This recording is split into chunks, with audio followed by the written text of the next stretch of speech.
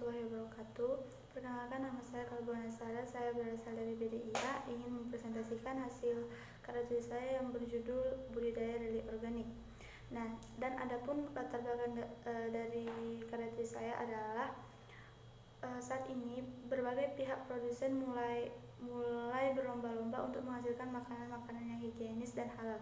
Salah satu contohnya adalah di bidang perikanan, contohnya ikan lele. Banyak yang menganggap bahwa ikan seperti lele adalah makanan tidak bersih dan higienis dan kurang layak untuk dikonsumsi karena jenis pakan yang diberikan lele berupa kotoran dan sampah.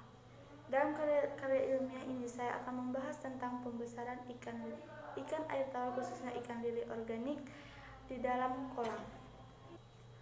Adapun rumusan masalah dari karya tulis saya adalah apa itu ikan lele organik, bagaimana membudidayakan ikan lele, dan apa kelebihan dari lele organik itu sendiri.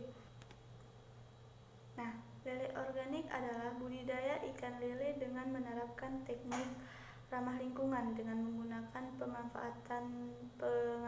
pengaturan mikroorganisme positif di dalam kolam yang bertujuan untuk mengurangi biaya pembelian pakan dan mencapai produktivitas yang maksimal. Nah, membudidayakan lele organik memang membutuhkan keuletan tersendiri sebab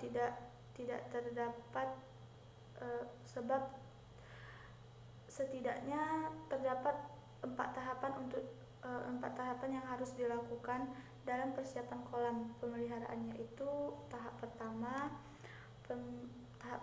pemberian kotoran sapi yang telah dikomposting selama 1 bulan.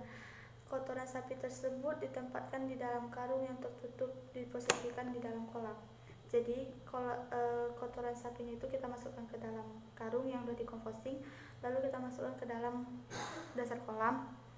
Nah, setelah itu tahap kedua, pembentukan kultur alami dari pakan alami lele dengan cara melarutkan pupuk cair organik yang mengandung bakteri penghasil enzim silanase. Jadi setelah dia dimasukkan ke dalam composting tadi, dimasukkan ke dalam karung dan dimasukkan ke dalam kolam, lalu kita memberikan pupuk organik cair yang mengandung penghasil enzim silanase. Tahap ketiga, pembiakan pakan alami dengan cara pemberian E4. E4 itu adalah sejenis pupuk dan pakan alami yang sering digunakan untuk budidaya ikan lele. Dan tahap keempat, pembuatan filter air untuk menyaring air dengan bahan-bahan alami berupa dedaunan dan arang tepung dan tempurung kelapa. Jadi airnya tuh dikasih filter supaya higienis dan tidak terkontaminasi oleh bakteri.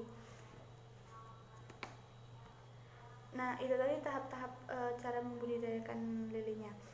Jadi ikan lele organik ini mempunyai beberapa kelebihan dari lele non organik, terutama dari segi penghematan biaya pakan, rasa dan manfaatnya untuk kesehatan. Budidaya ikan lele sudah ada di mana-mana karena memang banyak sekali peminatnya.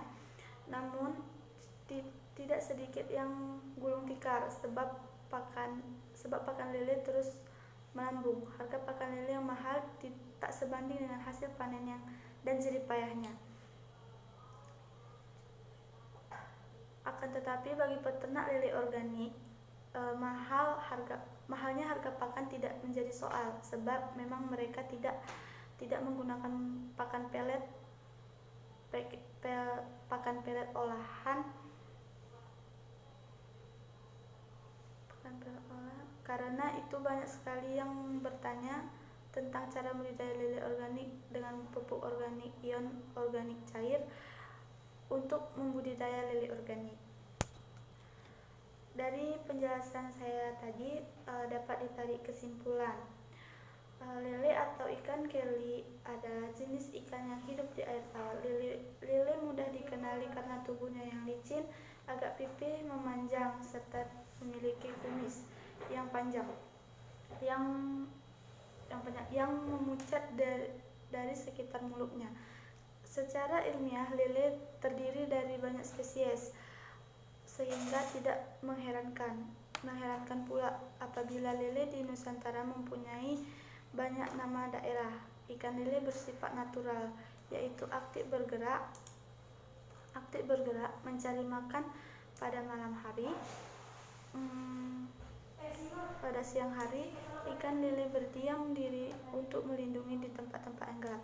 Hal ini dikarenakan kulit yang licin dan tidak bersisik dan tidak terkena panas matahari yang berlebihan. Manfaat lele selain untuk dikonsumsi yaitu sebagai ikan hias, memberantas hama dari berupa serangan air dan juga sebagai obat untuk mengobati penyakit asma, menstruasi tertentu. Masyarakat juga tidak perlu takut lagi untuk mengkonsumsi ikan lele karena sudah banyak peternak lele yang menggunakan budidaya lele organik ini. Selain itu, lele